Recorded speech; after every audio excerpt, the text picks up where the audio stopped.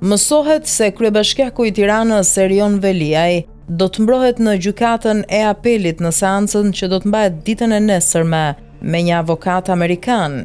Nuk dihet nëse do të ketë një tjetër mbrojtës ligjor të Veliajt përpos avokatit amerikan.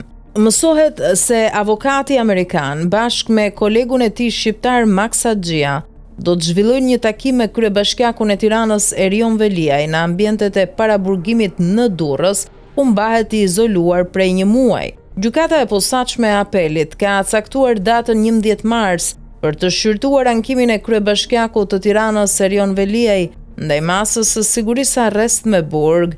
Seanca do të zhvillohet në orën 10 dhe ky ankim do të shqyrtohet nga gjyqtari Engert Pëllumbi. Kryebashkiaku i Tiranës Erion Veliaj u arrestua më 10 shkurt të këtij viti me urdhër të SPAK për disa akuza si shpërdorim detyre, korrupsion, mos deklarimi pasurisë dhe pastrim parash.